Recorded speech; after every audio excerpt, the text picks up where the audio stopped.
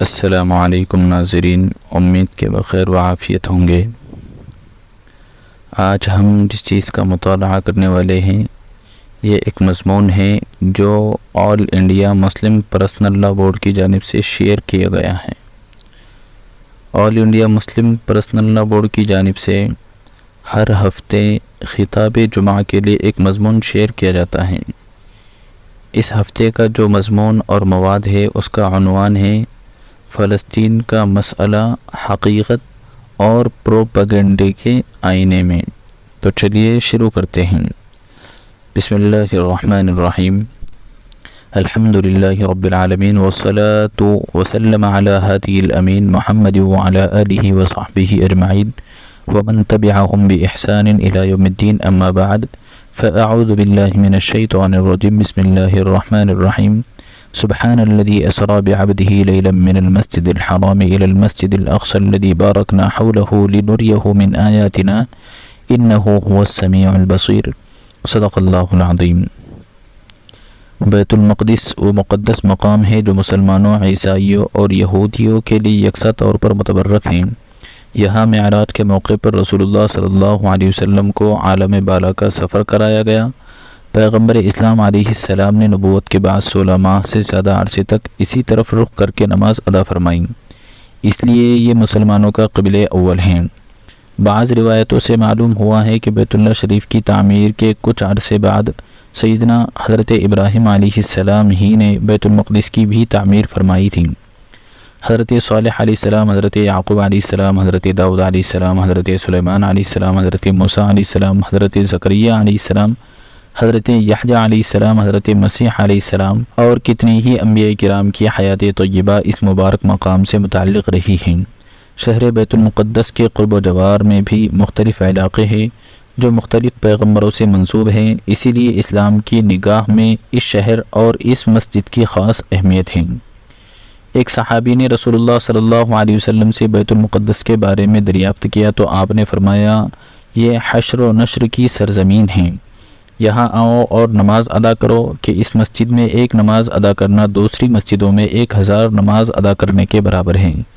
ان صحابی نے استفسار کیا، اگر میرے اندر وہاں تک جانے کی استطاعت نہ ہو؟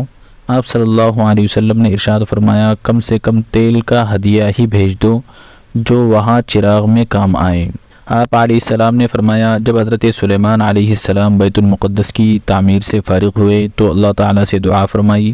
اس میں ایک دعا ایسی حکومت کی تھی جو آپ کے بعد کسی کو میسر نہ آئے، اور اس میں ایک دعا یہ بھی تھی کہ جو اس مسجد میں صرف نماز کے لیے آئیں تو اس کے گناہ اس طرح معاف ہو جائیں کہ گویا وہ آج ہی اپنی ماں کے پیٹ سے پیدا ہوا ہے۔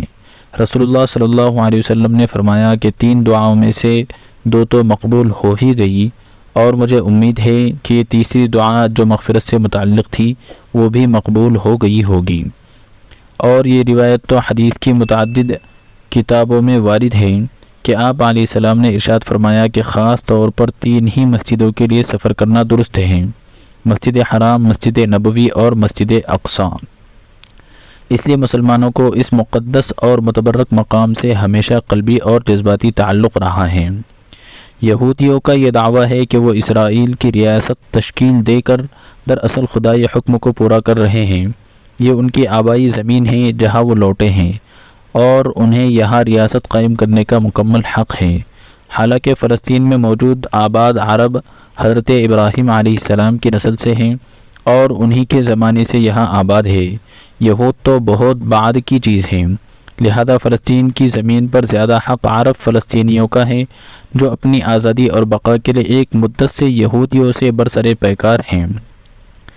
اسلام سے پہلے یہ شہر بار بار تخت و تاراج کیا جاتا رہا، خاص کر 6 صدی قبل مسیح بابل کے حکمران بخت نصر نے اس شہر اور اس کے مقدس مقامات کی جس طرح اینٹ سے اینٹ بجائی اور 1 لاکھ یہودیوں کو قید کر کے بابل لے گیا، وہ تاریخ کے اہم واقعات میں سے ایک ہے۔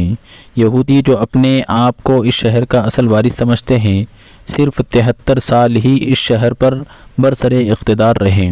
حضرت عمر رضی اللہ عنہ کے عہد میں 636 عیسوی میں بیت المقدس کا علاقہ حضرت عمرو بن عاص اور حضرت ابو عبیدہ رضی اللہ عنہما نے فتح کیا۔ مسلمان چاہتے تھے کہ شہر میں خون ریزی نہ ہو اور صلح کی صورت نکل آئے۔ عیسائیوں نے یہ شرط لگائی کہ خلیفۃ المسلمین خود آ کر دستاویز پر دستخط کریں۔ حضرت عمر رضی اللہ عنہ نے اسے قبول فرما لیا اور مدینہ میں حضرت علی رضی اللہ عنہ کو اپنا قائم مقام بنا کر رجب میں بیت المقدس تشریف لائے۔ بیت المقدس سے پہلے ہی جابیہ نامی مقام پر اسلامی لشکر نے حضرت عمر رضی اللہ عنہ کا استقبال کیا۔ وہی عیسائی رہنما بھی آ گئے اور معاہدے صلح کی تحریر عمل میں آئی۔ اس معاہدے کے تحت عیسائی باشندوں کی جان مال، مذہبی مقامات، حضرت مسیح کی مورتیوں وغیرہ کی حفاظت کی ضمانت دی گئی، بلکہ عیسائی یہودیوں کے ساتھ رہنا نہیں چاہتے تھے۔ حضرت عمر رضی اللہ عنہ نے ان کی اس خواہش کو بھی قبول فرمایا اور یہودیوں کی الگ آبادی بنائی گئی۔ اس کے بعد سے یہاں برابر مسلمان حکمراں رہے، یہاں تک کہ 11ویں صدی عیسوی میں صلیبی جنگیں شروع ہوئی اور 23 شعبان سن 492 ہجری کو عیسائی دوبارہ فاتحانہ بیت المقدس میں داخل ہوئے۔ انہوں نے شہر میں ایسا قتل عام مچایا کہ بچے، بوڑھے، جوان اور مرد و عورت کو بلا امتیاز تیق کیا گیا۔ شہر میں لاشوں کے انبار لگ گئے۔ خود مغربی مورخین نے اس خوں آشامی کا اعتراف کیا ہے۔ کہا جاتا ہے کہ صرف ایک دن میں شہر اور اس کے مضافات میں 70,000 افراد شہید کیے گئے۔ خود مغربی مورخین کے بقول گلیاں فلسطینیوں کے خون سے گھٹنوں تک بھر گئی تھیں۔ یہ سفاکانہ رویہ ٹھیک اس کے برعکس تھا جو حضرت عمر اور مسلمان فاتحین نے عیسائیوں کے ساتھ روا رکھا تھا۔ سقوط بیت المقدس کے اس واقعے نے پورے عالم اسلام کو بے چین اور بے سکون کر کے رکھ دیا، یہاں تک کہ 1159 عیسوی میں سلطان نور الدین زنگی جیسے خدا ترس بادشاہ کے ایک کمانڈر مجاہد اسلام سلطان صلاح الدین ایوبی مصر کے تخت اقتدار پر جلوہ افروز ہوئے اور شام کے علاقے فتح کرتے ہوئے 1187 عیسوی میں بیت المقدس کو فتح کیا۔ صلاح الدین ایوبی نے احسان فراموش عیسائیوں کے ساتھ ایسی رحم دلی کا سلوک کیا کہ تاریخ میں اس کی مثال کم ملے گی۔ چنانچہ خود عیسائی دنیا جو اسلام اور مسلمانوں کے بارے میں طرح طرح کی غلط فہمیوں میں مبتلا تھیں، عیسائی دنیا پر اس کا گہرا اثر پڑا۔ آخر 91 سال کے بعد قبۃ الصخرہ پر لگائی گئی سنہری صلیب اتاری گئی اور اس کی جگہ ہلال نصب کیا گیا۔ جب ہی سے ہلال مسلم ملکوں کا شعار سمجھا جانے لگا۔ یہ 91 سال مسلمانوں کے لیے ایسا تکلیف دہ اور غم انگیز عرصہ تھا کہ پورے عالم اسلام کی آنکھیں بے سکون اور دل بے قرار تھے۔ خلافت عثمانیہ ترکی کے دور میں ہی یہودیوں نے سازشیں رچنی شروع کر دی تھیں، لیکن خلیفہ نے کسی قیمت پر یہودیوں کو فلسطین میں زمین خریدنے کی اجازت نہیں دی۔ بالآخر مغربی سازشوں سے خلافت عثمانیہ کا سقوط ہوا اور 1948 عیسوی میں عالم اسلام کے قلب میں اسرائیل کا خنجر گھونپ دیا گیا۔ یہ زخم بڑھتا رہا یہاں تک کہ 1967 عیسوی میں مسلمانوں کا قبلہ اول ان کے ہاتھوں سے جاتا رہا۔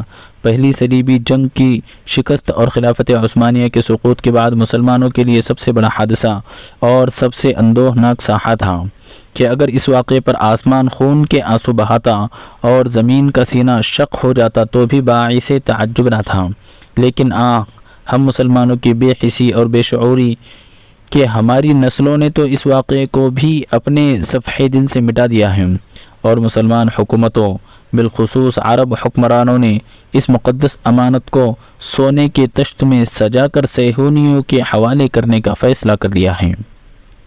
اگر مسلمان عوام کی دینی حمیت آڑے نہ آتی اور حماس کے مجاہدین نہ اٹھ کھڑے ہوتے تو شاید فلسطین صفحے ہستی سے مٹ چکا ہوتا۔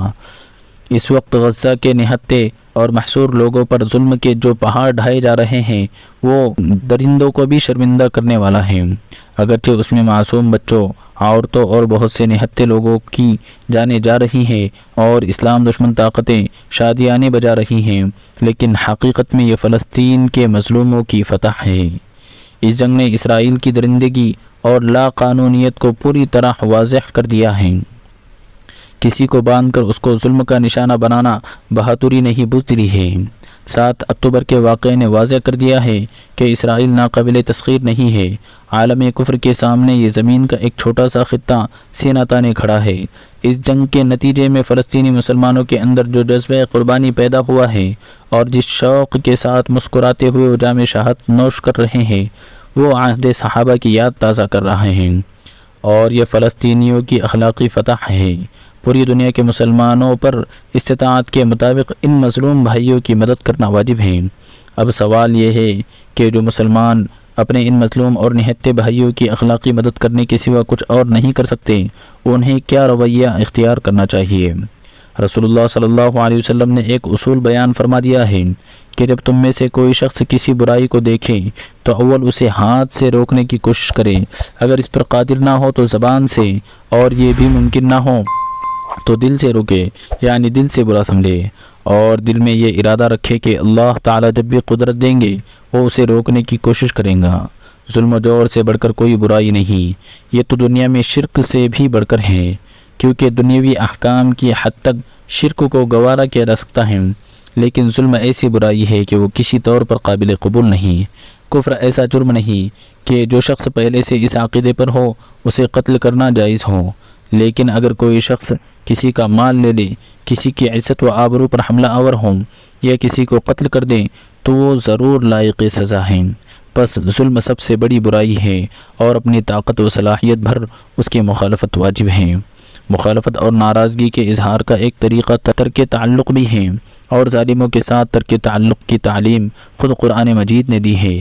اللہ تعالیٰ کا ارشاد ہے، اے ایمان والو، یہود و نصارہ کو دوست نہ بناؤ، وہ ایک دوسرے کے دوست ہیں، اور تم میں سے جو ان کو دوست رکھے گا وہ انہی میں سے ہوگا۔ بے شک اللہ ظلم شعار لوگوں کو ہدایت نہیں دیتے۔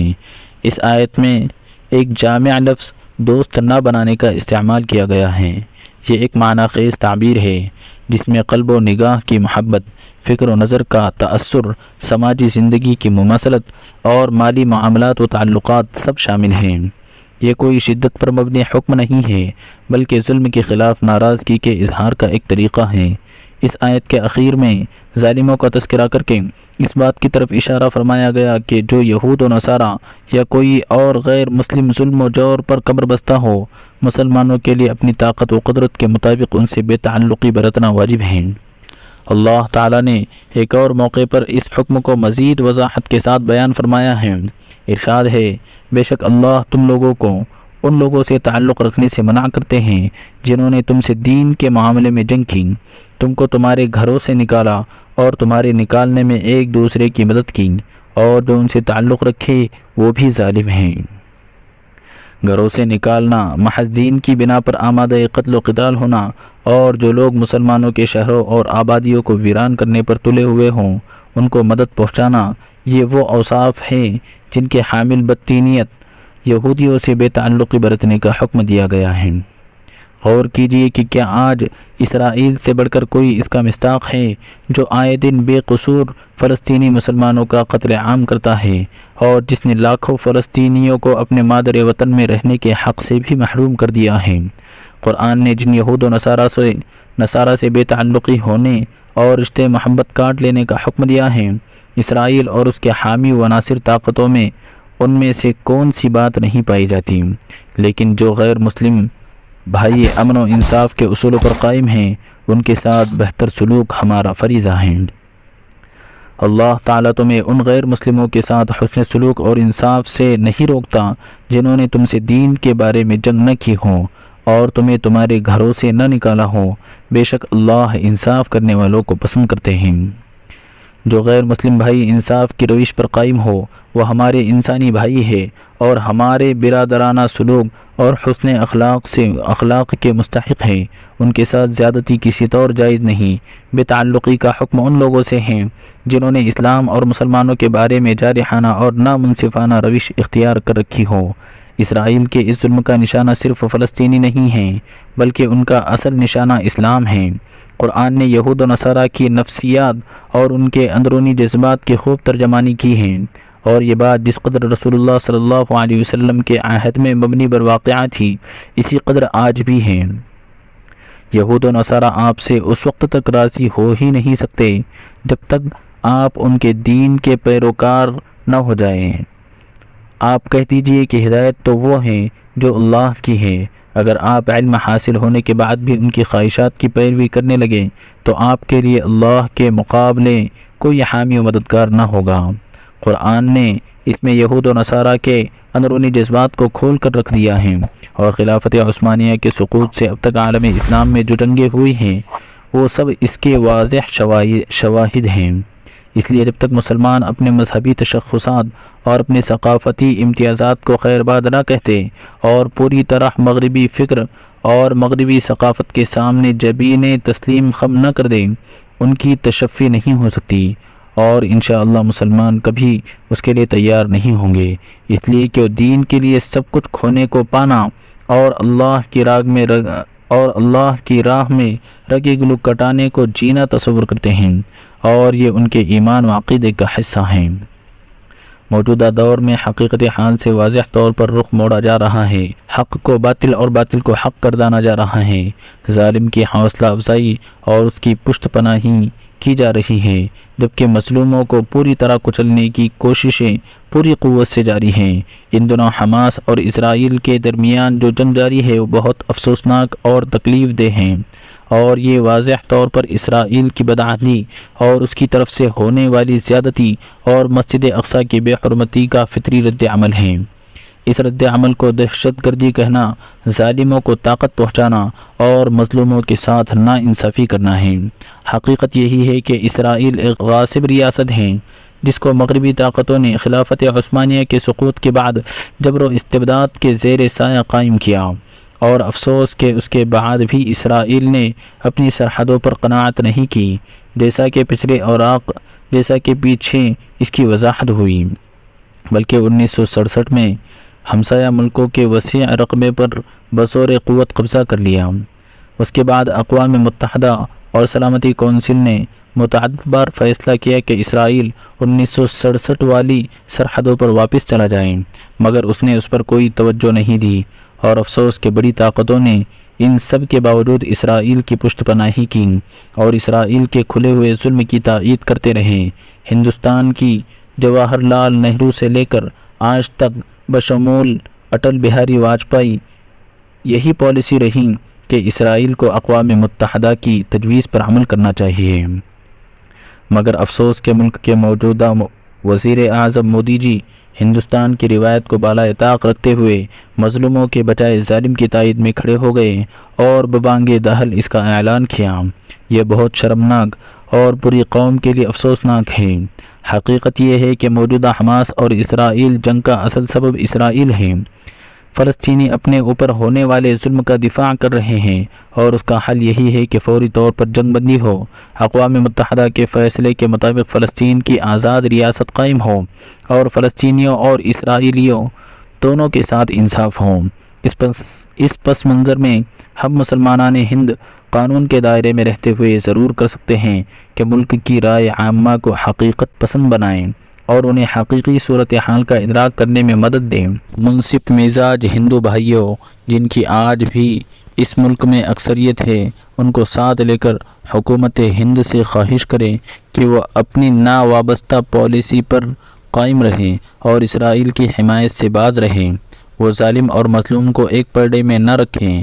اس کے ساتھ ساتھ ہم اسرائیلی کمپنیوں کی تجارتی اشیاء کا بائیکاٹ کریں کہ یہ بھی منکر پر ناراضگی کے اظہار اور ظالم سے بے تعلقی برتنے کا ایک مؤثر طریقہ ہے، اور شرعاً بحیثیت مسلمان ہم اس بات کے مکلف ہیں کہ اس سلسلے میں جو طریقہ اختیار کرنا ہمارے لیے ممکن ہو ہم اس سے دریغ نہ کریں۔ یہ انسانی فریضہ ہے، یہ شرعی ذمہ داری ہے، اور حمیت ایمانی اور غیرت اسلامی للکار کر ہم سے پوچھ رہی ہے کہ کیا ہم اس کے لیے بھی تیار نہیں ہیں؟ وآخر دعوانا ان الحمد للہ رب العالمین۔